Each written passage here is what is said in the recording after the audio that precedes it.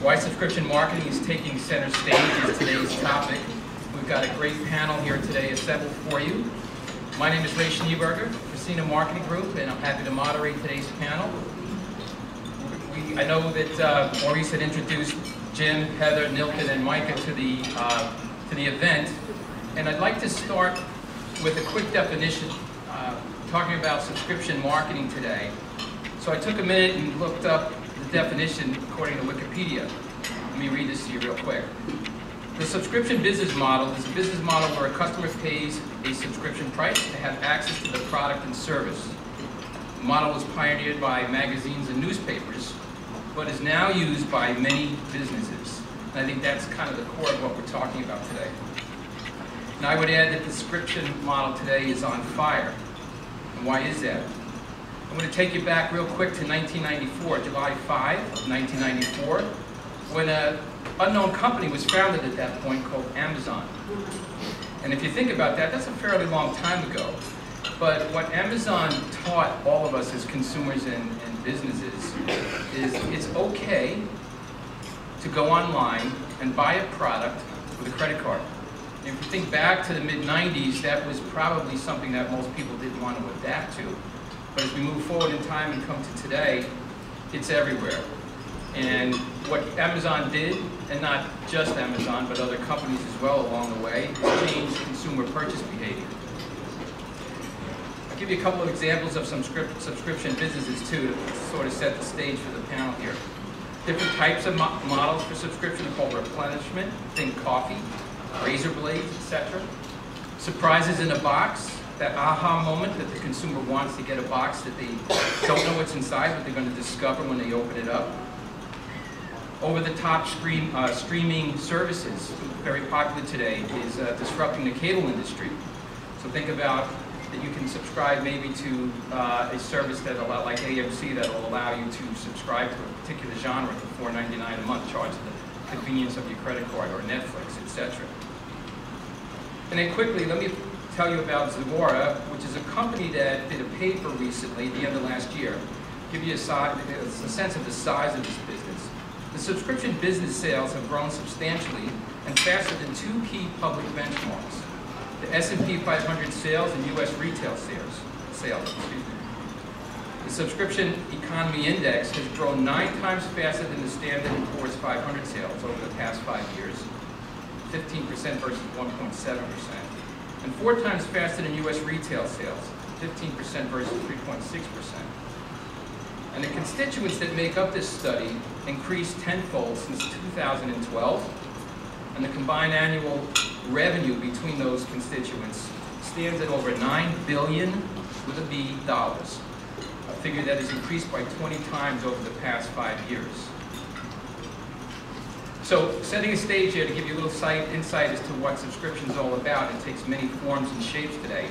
The panel here, who was introduced earlier, I'm going to allow them each to tell you a little bit about who they are, their business model, and we'll kick it off with Heather.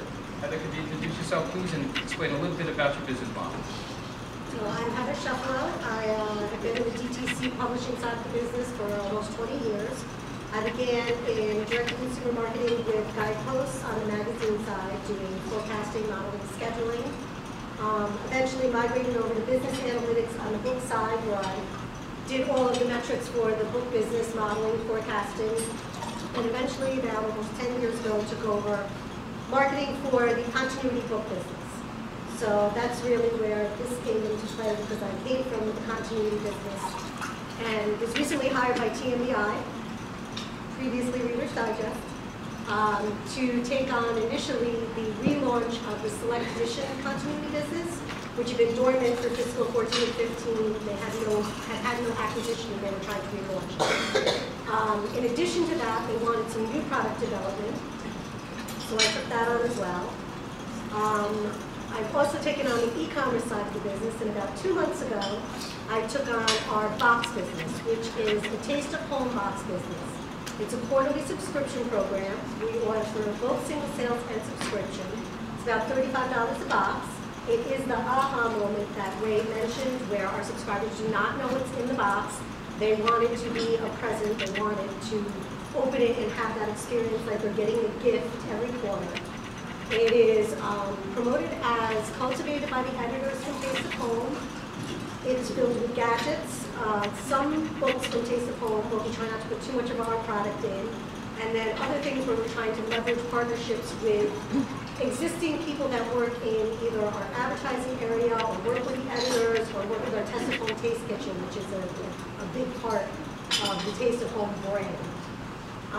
So I'm kind of new to the business, so I'm looking forward to learning some things from the people up here today.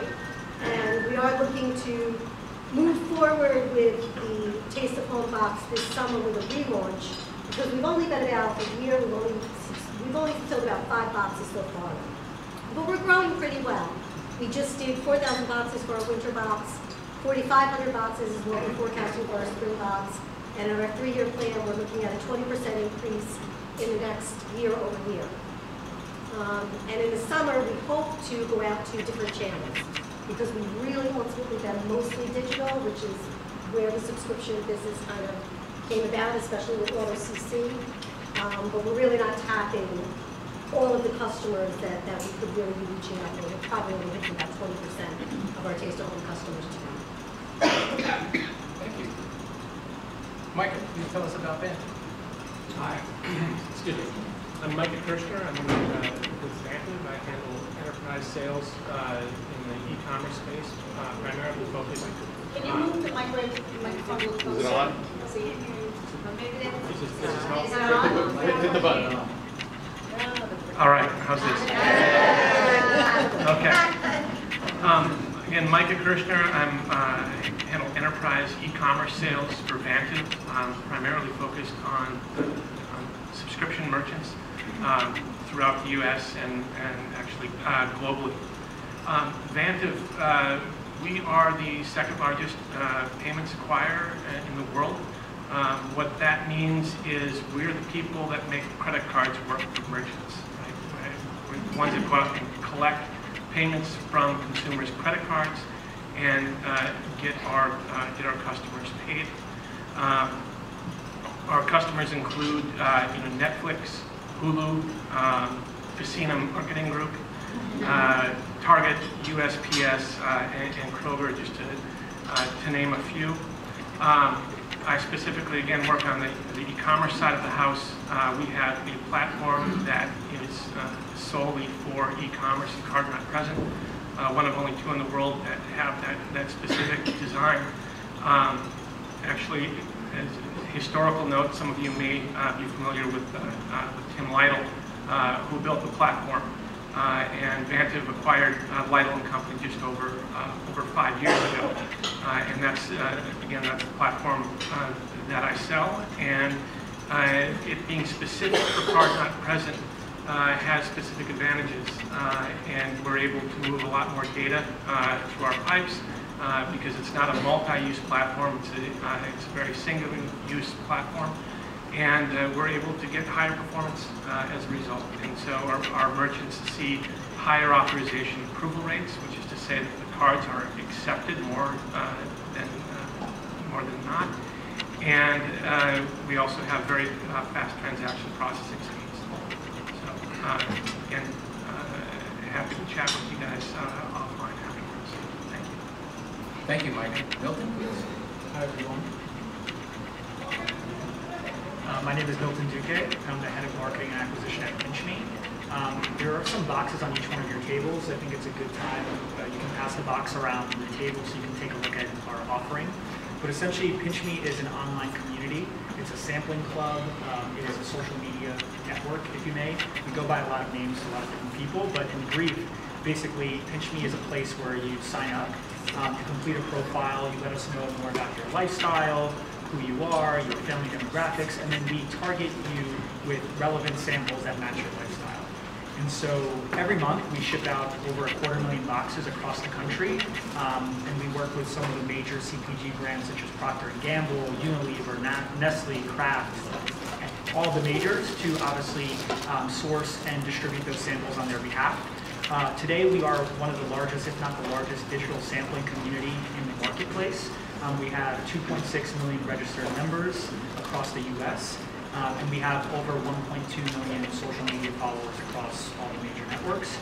I head up acquisition and marketing in general, which means a lot of different things, a lot of different people, but in general, I oversee the acquisition of new members and signups to grow our audience, and then what happens once they're signed up. What kind of experience do they go through once they've signed up? And that's pretty much it. We've been in business for over 3 years. We were originally founded in Australia. We sold the business there and then moved to the US 3 years ago. The market here is much larger, of course, much larger opportunity. I've been at Pinch Me for roughly 15 months now, so I'm pretty new to the business. Before that, I spent almost 10 years in purely e-commerce marketing in a range of different businesses. I was head of marketing in North America for a company called Ukes, which has recently merged with Net-a-Porter as one of the largest fashion e-commerce conglomerates in the world. So I was overseeing the Diesel, the Armani, and the Dolce & Gabbana businesses in the US. I also managed an agency throughout my 2.5 year period where I was overseeing marketing for Happy Socks, which is a sock brand, where I launched a subscription model for them as well. So pretty much almost 10 years of e-commerce, acquisition, digital marketing experience, and looking forward to speaking with all of you later on, answering any questions, and speaking to both of you about subscription. Thank you. Now, Jim? 10 years, huh? Well, I'd love to say 10 years, but I've been in the direct-to-consumer space for 30 years now.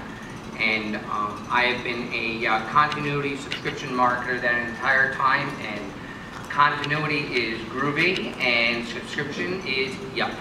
So that's what we are today. So subscription marketing is hot.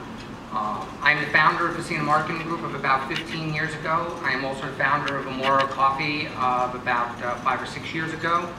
And our focus at our agency, Hudson Marketing Group, is to help our clients find their way into a value proposition so they can target consumers to buy a product and bring it home on a replenishment type of basis.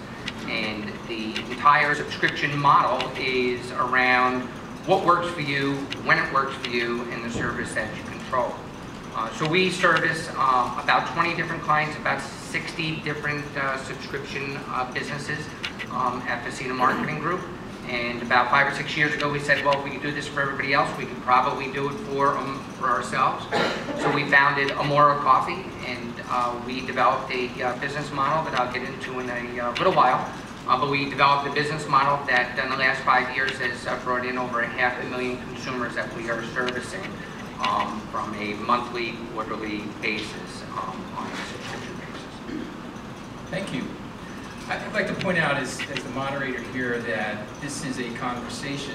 So as questions come up in your mind and you want to shout them out, please feel free to do so. We did schedule some time towards the end for Q&A if that is appropriate. But this is conversational, so let's have some fun. Let's all learn from this.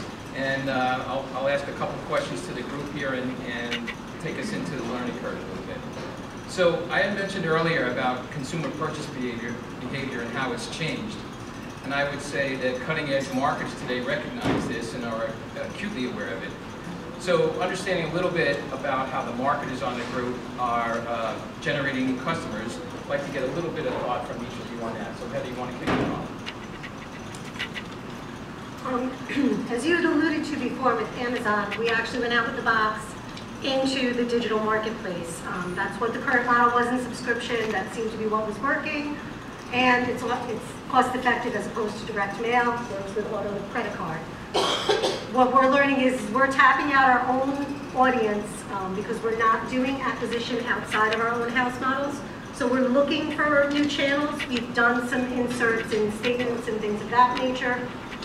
We've also done some social media, which actually has some life to it. So that's an interesting angle that we'd like to pursue. But really, we're looking to go back to our direct marketer roots and see if we can do something with direct mail. Because for our own house customers, that's what they're used to. That's what they're used to seeing for us. We're only tapping 20% of our Taste of Home customers. Of that 20%, 60-something% are our current subscribers. So we've got a huge base out there that we're not hitting just being digital. So we need to move away from kind of what the standard marketing channel was as far as digital goes, and kind of bridge it with what the traditional direct mail is. And that's kind of the path that we're going on right now to generate new customers. Thank you. I'm going to mix up the rotation and keep everybody fresh here. So Jim, I'll ask you the same question. With the change in consumer purchase behavior that you've seen over the years, how are you generating new customers today? So what we do is we try to focus on putting our offer and value propositions in front of the buying eyes at the right time. So, if you step back 10, 15, 20 years ago, your purchase behavior of consumers were probably limited to something that might look this big. And today that has grown exponentially to probably over the size of this room. So just take the online digital channels for example. Probably about 15 years ago, we considered online a channel, and today in online, there is probably 20 or 25 different channels, whether that's social, whether that's mobile, whether that's search, whether that's display, programmatic, whether that's email, or anything along those lines. So the question becomes, where are our buying eyes hanging out? So for example, there's a particular generation that will still buy from print, and so print's not dead, and you're going to continue to utilize print in many different ways. And print is also a very, very strong support medium. Okay, but there are other parts of our buying generations that won't utilize email to purchase. They'll only utilize email because their company requires, their school requires them to have an email account. And they'll only buy through social, or they'll only buy through mobile, or they'll only buy through an app.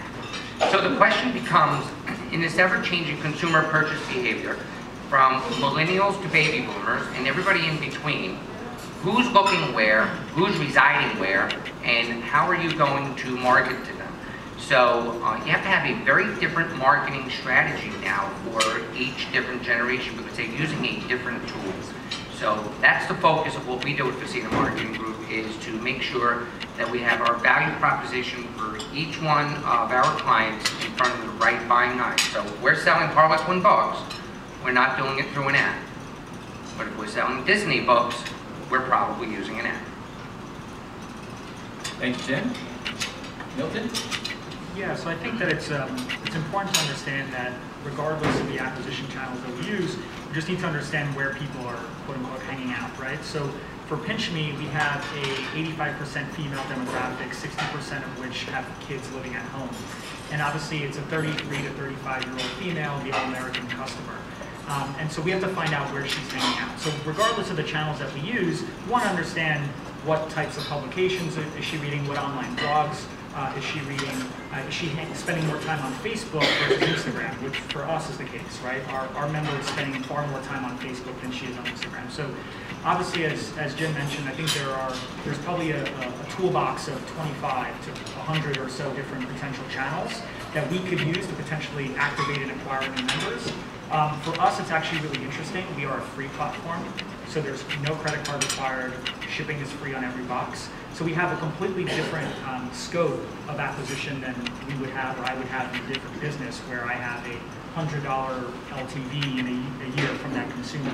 So for us, it's more of a volume business. So we're actively growing the audience by over 100,000 new members per month, doing that in a very organic way. And so we do that through a series of different channels, one of which is the influencer community. So the boxes you see on your tables, we ship about 100 to 200 of those to some very influential people, whether they be YouTubers, whether they be influential Instagrammers, whether they be bloggers. And then they cover that box, they share that story with their audience, and then in turn, we obviously get traffic and signups. In addition, we have invested heavily in SEO, which is not going anywhere. It's a channel that's been, in general, has been pretty evergreen for forever. So we enjoy having evergreen traffic that comes from the search engines for people searching for free samples or the products that we have on the site. In addition, I think it's important to understand that you go back to the basics. Partnerships are really important, and you can generate a lot of traffic, a lot of new members and new customers by doing partnerships. It's a way that you don't necessarily need to spend a lot of money. You can find a business that makes sense for you, that can partner up with you and then trade in some capacity. So we do a lot of that. And then last but not least, social. So obviously, since we have such a large social community, we have such a large member base, we try to incentivize those people to then share with their friends and share with other people that they feel may be interested, and that creates a viral link. So with all those channels and more together, those are pretty much the ways we're acquiring customers today. Thank you. So Michael, you're on the panel here from a little bit different perspective as it relates to Vantive and the services you described earlier. But perhaps from where you sit, you have a little bit different vantage point that might provide some insights to the audience and the panelists as well. So how do you see the customers you deal with, and you talk about some pretty big brands here, how are they looking at generating new customers from your kind of at a very high level? How are you seeing that changing today? Well, I guess, our role really is a supportive role, right? We follow our customers and make sure that they're able to get paid wherever they are, and look at change their time. Sending in a little card with your credit card information on it to buy a magazine and be able to capture that data from a lockbox. To the rise of the internet, being able to enter your credit card information online, and now to mobile and to the digital wallets. And it's all about making that transaction easier and simpler, both from the cardholder, the customer perspective, as well as for the merchant to be able to accept that payment. In terms of big growth areas right now that we're finding, it's international, right? International, particularly in the e-commerce space, and even more so in the digital space. There just are the borders fall away, and so we are able to help merchants be able to sell in foreign currencies, to settle to the U.S. bank accounts, to U.S. dollars, or follow them around the world as they actually have local domicility and are growing strongly in local markets. So again, I guess it's more in a supportive role to enable our merchants to do their business wherever it may be. So that's a good segue into our next kind of question out here for the panel, and that is technology has advanced so much over the past decade, let alone in the past day, the way things change so quickly here that we've seen. So staying with you, Michael, for a minute, tech advancement, paying with a credit card, and some of the things you already touched on, and convenience to the consumer. I'd like to hear your point of view on how tech advances and how that's going forward as we move out into this new year and next year. What are your thoughts on tech advancement as being in the forefront today and helping subscription markets? In terms of where we are going forward, from the merchant side, again, our role is to enable the business model. What we're finding, there's been some changes recently in payments, and everybody has a chip in their card now, in their credit card. That chip has closed a loophole in fraud from a card cloning perspective, and so you cannot. It authenticates the card. It means when you go into Target and you run a transaction, it's certain that that card is the card that was issued by the bank. And that, again, by closing that loophole in card-present fraud, it means the focus is now on card-not-present fraud. And so technology moving forward means that you need to have a stronger presence and a stronger solution for controlling fraud in the card-not-present or e-commerce subscription continuity perspective. And so, again, the fraud screening technology that is being used needs to stay ahead of the curve at all times. I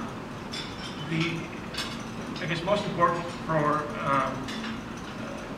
merchants in the continuity space, it's about maximizing the customer lifetime value and limiting customer churn due to payments breakage. And what that means is, for payments, it's getting that payment to go through every single time. In the continuity, it's not about one payment, it's about that lifeline, right? It's about having the 10 payments that you expect to have in that customer lifetime value. And there are some cool things coming out on Visa and MasterCard this year, which is called network-based account updating, which should be game-changing. It means that at the time that you send a payment through to get authorization of payment, if a card has been reissued, your card expired, or your card has been reissued because there was fraud on it, they'll be able to have a real-time request to get updated account information back from the banks and allow that transaction to go through. Again, this is huge for continuity business and will enable continuity business to continue and to continue to flourish by maximizing the customer lifetime value of each party. Thank you. Jim, could you put a little bit of perspective from you're wearing two hats here today as a marketer as well as the agency side of the business. So how has tech advancement put subscription in the forefront today? I know you're not supposed to answer a question with a question, but I'm going to ask a question. How many marketers do we have in the room? Please raise your hand. High, please, so I can see them. Okay. How many technology folks do we have in the room? Can we raise our hands? Okay.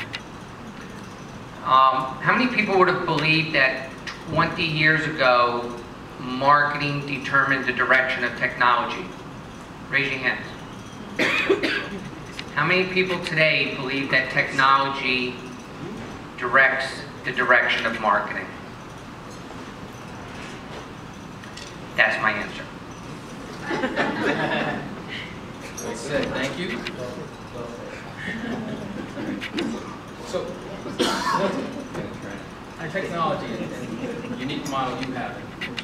So I think it's interesting because at the core, obviously we are a subscription business, but at the core we are a technology business and a data business because we're capturing, the reason why brands work with us is because we're capturing all the data around the customer's experience. So a member will go to the site, see what they have available, they'll check out, they'll receive the product, and then they're asked a series of questions. So we capture all of that data. We also capture and encourage ratings and reviews, and we syndicate all those ratings and reviews of those products out to the marketplace. So Walmart, drugstore.com, Target, etc. So for us, it's really, I think the data that we have helps us do our job better, but it also helps us understand more about our members and helps us report that back to the brands that we're working with.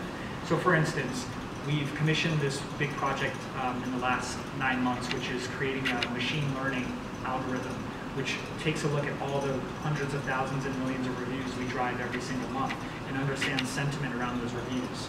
That way we can report back to the brands a better outlook on the information that we're gathering, and also helps us tailor future subscription boxes or future mailings to members based on what type of experience they had. Are they a good customer? Do they write a review with 100 words or 2 words? So I think that technology is enabling us to do that. Without that technology, we would be, obviously sending product to people that we thought were a good fit, but technology is obviously topping that off for us. So that's, I guess, an example of how it's impacting our business on a day-to-day. Great, thank you. And Heather, I think there's a question. oh, I'm sorry. I have a question for Pitch Me.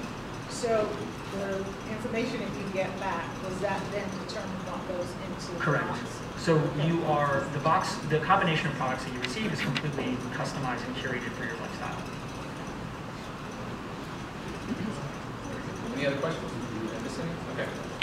Heather, you mentioned for a long time that Reader's Digest and the traditional side of that, you're venturing into this subscription box business now. How do you see tech impacting that business as you move forward? Well, one thing we've been thinking about and trying to take advantage of, again, the box business is based on the Taste of Home Enthusiast brand, and it's only 5 boxes in, so we're still feeling things out. But the social media aspect, our box being an aha moment box, a present box, anybody who does Birchbox or FabFitFun or any of those other non-reveal boxes, you see people out on YouTube, you see people out on Facebook where they're opening the box, and that's part of the marketing of the box. So I think we really need to branch out into that positioning of technology where you're really banking on that surprise, that anticipation moment for the box. Also, just to go back to your point on Pinch Me, Milton, the whole research for us with the box, we've done research after every single box that we put in, and we learn so much from our customers after every box, and we're implementing that every single time. What they like, what they don't like, what they want more of, how they feel about the packaging, how they feel about the experience, and we're trying to implement that time and time again, so you're giving the customer the aha experience, but it's exactly what they wanted. It's kind of like, you know, that aunt that always gave you the best birthday present or the best Christmas present. You can't wait to get that present from her because you know she nailed it. So that's what we're trying to do between research and maybe branching out to social media and kind of getting the buzz on what it's like to experience the box when you get it. And I just wanted to add to that. I think, to your point, I think it's really important to take a step back sometimes and understand that technology, yes, is extremely important, but sometimes all you need to do is ask, right? All you need to do is ask your customers or your members questions, and you can learn a lot about what they have to say or what their thoughts are. So obviously the technology enables a lot of that, but oftentimes, we can send out a survey to 100,000 core users and find out information that we wouldn't necessarily known before. We can build a machine that can learn that, or we could just activate the audience and ask them. So I think that also going back to the basics is important as well. And building on that, as you develop a subscription model, it really has to be a service that you control so that the consumer really does feel like they're in control of their subscription. And a great model to follow is Poland Spring. Does anybody get Poland Spring to their home? You can determine how many bottles, when you want them. Do you want to skip a bottle? Do you want to skip a day? Do you want the front door? Do you want the back door? Do you want a little bottle, big bottle, or a whole case of tiny bottles? Okay, so it has to be the subscription that you control. Okay, and that becomes a value proposition that is now a want from the consumer instead of a jam. That might have been some of the old continuity practices. Okay. So we're building a case here today that subscriptions everywhere. I talked about Netflix and some of those big brands where as long as you're happy as a consumer to watch Netflix and pay $10 a month, whatever the fee is, you'll stay with that service. As you look around and being in that side of the business, I just see so many business startups over the past couple of years in particular. It's not just subscription box, but it's things like over-the-top video, and whereby these companies are disrupting traditional models. There may be a kind of a little built up, in my estimation, cable companies. You pay X dollars a month and maybe not happy with the service simply because you get a lot of things that you never watch.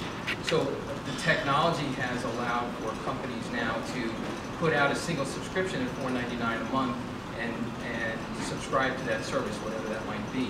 And we're only limited by what today's entrepreneur can't think of. Think of other companies like an Uber that in essence is testing, I saw some studies out there or an article too that they're testing a subscription. Rather than pay for a single Uber ride, you might pay some test markets a flat fee and ride Uber as many times as you want. So there are real dynamics in play here that are changing the world that we as consumers and businesses are in the middle of every day. Following up on that, the subscription is everywhere.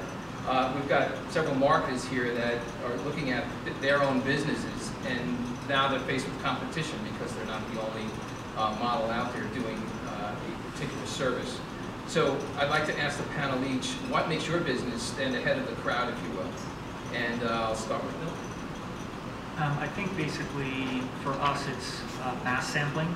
So a lot of companies can get 50,000 units, 100,000 units, et cetera, into the hands of potentially targeted customers. We can do it on a more mass scale. So since we have 2.6 million registered members and growing, we can do that quickly, effectively, and to a large audience. I think for us, number two is all the data that we garner when we work with customers or when we send boxes out to customers. As I mentioned, we're capturing hundreds of millions of data points per month, and then we can action on that data so we understand, did they buy? We understand what they thought about the product. We understand if they shared the product with a friend on social. So all that information makes us very special. And then also being able to personalize. A lot of older sampling businesses may have been a kind of blind shipping. You sign up and you just get things shipped to your house.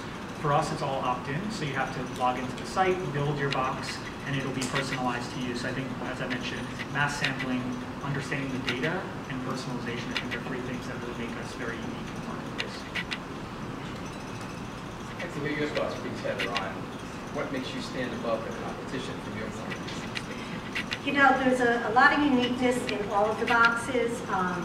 People sometimes confuse us with more of the meal preparation boxes, which we're not. We're relying on the Taste of Home brand, which the magazine or the books are all about recipes and recommendations. Taste of Home magazine does a best of in fall, which is extremely successful.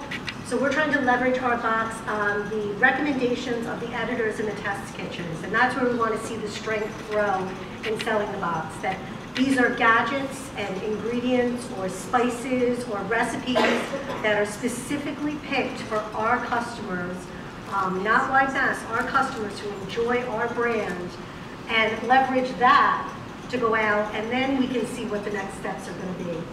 And truthfully, what we feel like the next steps are going to be, we're not there yet, but it's part of a 3-year plan. You know, Reader's Digest has a number of enthusiast brands, including Birds in Bloom, Reminisce. It's got, you know, Readers, which I'm not sure how we tie that one in.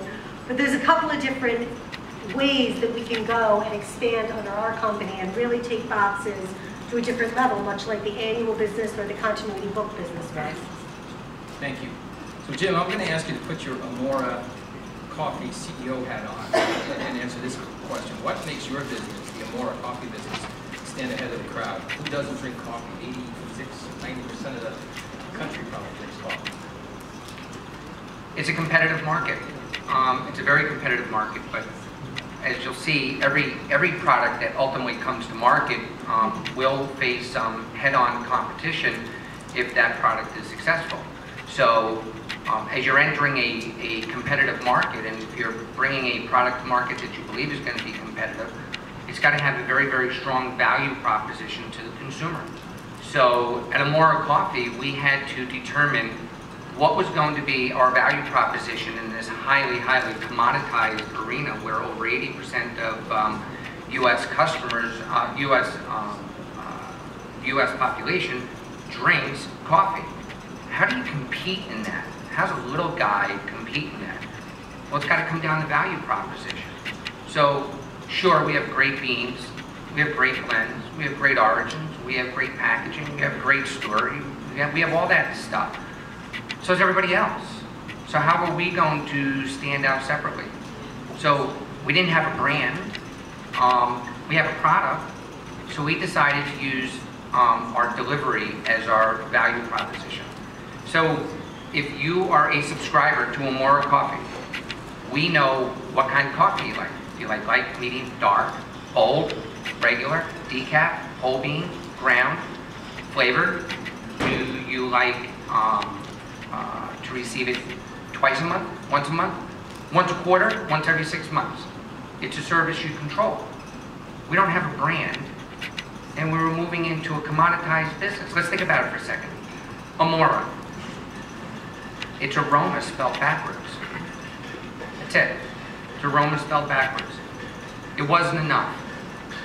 We were stuck. We were stuck on the value proposition. What were we going to do? Well, if we knew exactly what you wanted, when you wanted it, and how you needed it, and we were willing to be high quality and roast in small batch and roast today, stage for shipping to hand-packed today, stage for shipping tomorrow, and ship by 2-day priority mail so that you have your fresh coffee in 3, 4, 5, 6 days instead of having your coffee in 3, 4, 5, 6 weeks. Or if you go to the grocery store and have your coffee that is 3, 4, 5, 6 months old, or if you work for a coffee company that I used to work for, it would be 15, 16, 17, 18 months old by the time it received your cup, reached your cup. Now we have a value proposition. We have fresh. We have what we believe is the freshest cup of coffee we can bring to you. We'll only package it in 8-ounce bags because if we put it in 12 or 16 or 18 or 24-ounce bags, you're going to open it up and you're not going to use it fast enough. So it'll go stale. And when we start you out, we're going to also give you a free canister because you're going to have to store it in something in an airtight canister because it needs to remain fresh. And you don't know who Amora is. Amora is aroma spelled backwards. So I'm going to give you a free sample so you can try it. If you try it, you'll continue, and we'll continue to service you. Our value proposition is freshness. It's premium. You will pay $30 a pound for Amora coffee because it's really, really fresh, and 500,000 people. Thank you. Okay, so all of this marketing and great ideas that have just been expressed by the panel comes down to measurement. We're all in the direct response business, and measurement becomes key to success. So I'd like to ask each of the panelists how they share measurement, lifetime value, number of shipments necessary, profitability, retention, those kinds of things. So I'll just skip around a little bit here and ask each of the panel. Jim, I'll start with you. So how was success measured from the continuity or subscription side of the business? Our first metric of success is consumer satisfaction measured by consumer complaints. So while return on investment and gross revenue, net present value, all of those things are very, very important to us, our number one metric is consumer satisfaction. We have a weekly staff meeting for Amora Coffee, and the number one agenda item is what is our Better Business Bureau rating. And if it's anything less than an A+, we end the meeting and we figure out how to get it back to an A+. Yep. For us, basically, I think it's a chicken and the egg kind of concept, and I always preach that in the business. Without the audience, we don't have a group and a community to distribute the samples to, and vice versa. So without the samples, we also don't have the audience. From our perspective, the audience is extremely important. The health of that audience is extremely important. Let's face it, we're a free platform, so we don't collect payments in any kind. So we can't look at a revenue per user because they're not buying anything, right? But we obviously have a media business, so we understand what each user is generating for us from a dollar per user standpoint. But the key metric, our kind of North Star as a business when we look at growth, is active users. So how many people are actively logging into the site? How many people are actively opening emails? How many people are interacting with our brand on social within a given period of time? And so that North Star metric is what we look at on a daily, weekly, monthly, quarterly basis to look at success. Because as I mentioned, without the audience, we don't have anybody to send samples to. So it's really important to keep that healthy. To go back to Jim's point, especially being so young, the first box that we sold 1,000 boxes. And I said for spring we're selling 4,500 boxes, selling out each box. And we based everything on customer satisfaction by the research feedback. But eventually we've got to look at return on investment, and eventually you have to look at the P&L. So right now, we're moving forward with the rebranding, focusing on the procurement of the product, building partnerships, how do we get product in there at the right price? What price would a customer pay for the satisfaction of what they're getting in the box? And then the packaging, how important is the packaging for the customer, and how much can we afford, to leverage that in the investment that we're looking to get a return on. So as we move forward, because we've been in a digital atmosphere, we haven't poured a lot of acquisition investment into it. We are going to need to do that at this point, and to do that, we're going to have to look at all those leverage points in order to determine what we can provide for a customer at the best price point and still make a profit. Micah, as you had those heart-to-heart conversations with your clients, how are they telling you that they're measuring their success of their subscription products? It's all about authorization approval rates, and that's the ratio of authorization approvals to the total authorization attempts. It's an authorization again is a request for payment, typically from a credit card. So it's how often, what percent of the time we're actually able to get a merchant paid on a subscription. That's number one. Number two, it's a derivative of that, which is on the transactions or the attempts that are declined, that don't go through, how much are we able to improve the authorization approval rates on the subsequent attempts, right? So the first time fails, and how much better are we enabling our merchant to be at that second try or that third try. It's just all about a question of how often that we are able to get our customers paid. Thank you very much. Any questions? Okay. So the future, we kind of went back to the birth of Amazon from my overview earlier, and now here we are in 2017. So where is all of this heading? So it'd be interesting to hear each of the panels. Jim, I'll kick it off with you. I think it's going to continue growing. I think there's going to be a significant amount of growth in the subscription marketing arena, and then I think there's going to be a significant amount of consolidation in the subscription marketing arena. So there's probably a lot of subscription continuity marketers in the room, and we all know that when we start off a subscription business, it takes an incredible amount of investment over the first 1, 2, or 3 years as you're growing your business before it's going to become cash flow positive. And so I think we see a lot of pop-up subscription companies starting out there, and they are definitely generating some fierce competition, but I also think they have raised money, and I think a lot of the subscription companies do not realize what a real payback scenario is, and building that database asset of your continuations beyond your first few shipments, which is what's really going to carry the business. So I think that's going to lead to a lot of necessary consolidation, as a lot of pop-ups are going to need to merge into other companies simply to survive. I agree with Jim in terms of there's a lot of saturation. I think there are two things that are happening right now. The ease of technology, right? Anybody can build a site on something like Squarespace or Shopify or one of the kind of build your own platforms.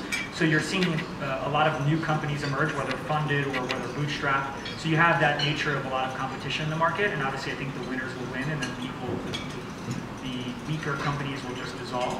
So I think that there will be continued competition in the subscription space. I also think that the word utility is something I like to bring up. If you look at all the major utilities that you need on a daily basis, for example, Dollar Shave Club is a subscription that I am signed up for. Basically, I don't buy razors anymore. I just like the utility or the ease of getting that product. So I think we're going to see more of these core verticals being disrupted. If you look at, which is a little bit unrelated to subscription, but if you look at a model like Warby Parker, you're tapping into a multi-billion-dollar vertical at a lower price point for glasses, which is something that everybody needs, similar to coffee where everybody drinks coffee, right? So I think you're going to see more and more subscription companies go to, including kind of a luxury or a nice food box, but also utility. What do you really need, and how often do you need that product? And I think, last but not least, you're just going to continue seeing more personalization, more technology. You're going to have less of a gray area with your subscription. You'll be able to personalize the frequency. You'll be able to personalize the type of product you want. So you'll be in full control. So I think that we're already seeing that, but we're going to continue seeing that as time goes on for the future. Heather? I agree with both panelists here that absolutely flexibility is something that we're looking at and we're considering, because that's what consumers want. That's their natural course of today. You know, I want to be able to control when I get it. I want to be able to control what I'm getting. But also to Jim's point, and this just goes back to the strength of a continuity or subscription business, you need to build that database of subscribers as well as invest in the acquisition. But it's that back end of database of subscribers that really are the meat and potatoes. You know, when I was hired at TMBI, my primary goal was to bring back select editions. It had not been promoted any way whatsoever for 2 years. It was still $1 million product because it was carrying on the backs of the subscribers who had been with that company and that business for so many years. That's not going to last forever. We did a model and said, listen, if you guys don't come back and invest in it again, it's going to go away. You have to put the money back in and feed the machine, and that back-end machine is going to sustain you. So I think, to your point, Jim, a lot of the companies don't see that foresight. So I think that's really where you need to focus your attention. It's amazing how many subscription companies think you're going to make money in the first year. Oh. You're lucky to break even year 3. So Mike, one other term that I've seen out often with subscription is recurring revenue. And obviously CFOs love recurring revenue because they can predict the next year and where the numbers are heading. Where do you see the future from Vander's standpoint? For recurring revenue, it's obviously a very hot term. One is there is a lot of focus on, as I mentioned before, on the transactions that were initially declined and how to deal with those in a smarter fashion. Vanter, for example, we have proprietary logic that allows we look at a decline transaction, we look at about 90 different variables, run through an algorithm and determine the best 10-minute window to retry a transaction. So we take a very laser-targeted approach to each attempt, which is very different from a startup or even some very well-established players. If they use their own logic, it's often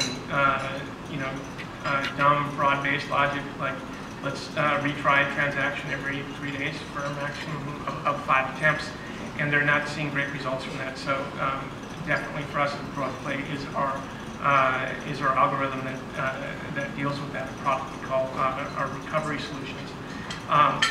In terms of growth in general in the space, and we're seeing the international front, we're seeing smaller and smaller merchants that are looking abroad, are looking beyond the borders of the United States to capture revenue, and in particular with the in the digital space, because it's just a lot easier to manage. You don't have to deal with shipping product internationally. Another space where we're seeing a lot of growth going forward is in the digital wallets. It's about making the transaction easier for the consumer. PayPal's both a digital wallet and a payment method. But you're starting to see the usage of PayPal in the subscription continuity space, as well as Apple Pay, Samsung Pay, and Android Pay. Again, all of this is an effort to make the transaction easier and faster for the consumer on whatever device that they use it to purchase. Okay, well, those are the questions we had, and we're limited by time. I know we got started just a little bit late. So I'd like to wrap it up and make sure there are no questions. If there are, please raise your hand and ask away. Any questions from the audience? Thanks, Ray. I just ask, we spent a lot of time on looking at offers, the 30-day free offers, all sorts of variations of offers. Are there things that are working or things that lend themselves more to online? Well, I'll let the others answer that because we are a complete free model, so we're free all the time, so I can't necessarily tell you. So then it's working. Yes. I think it comes down to brand. If you have a highly recognized brand, you may not have to provide free. If you don't have a highly recognized brand, I think you have to introduce yourself to your audience and allow them to give you a try. And so, that can range from as many as 30 days free trial to as little as a 7-day free trial. So I really do believe it has to do with brand recognition. Yeah, I agree. That and price point. I mean, the box is a higher price point. We really can't afford to overcome that hurdle of a free preview. We don't want returns. In the book continuity business, we just tested away from the free book offer. And we are now testing to a full price offer. So it has to do with the strength of the brand and what the customer is willing to purchase. If they value the brand and there's a good value proposition to it, they're going to be willing to pay that price. But you obviously have to test the waters. But we've moved away from the free offer. Any other questions? Milton, in order to save you the nuisance of taking back the boxes, can we keep it? Yes. Thank you. They're free. I think we're also raffling off a few. There's these boxes and there are some larger prize boxes, special boxes. So I'm not sure exactly when that's happening or how that's happening, but When we conclude, I'll let the staff take care of that. So Maurice and Lori. Just one last call. Yes. I'm sorry, I have a question for Micah. You said that for fraud protection, that it's not recommended that you try the credit card again if it's declined? No, you should still reattempt it, despite the increase in fraud. What the fraud screening allows you to do is know upfront before you're shipping the product if it's a good consumer or not. So most of the business that we do, and we have to do a lot of business with Micah and Vantive, we will reject nearly 50% of everybody who tries to order. Nearly 50% of everybody who wants to order, we will reject based on business rules and merchant card processing rules, and they'll never be allowed to subscribe. Okay. Well, hopefully you all came here today to learn a little bit about subscription, and I think today's panel did an exemplary job at educating everybody here, so I'd like to ask you all to give them a nice round of applause.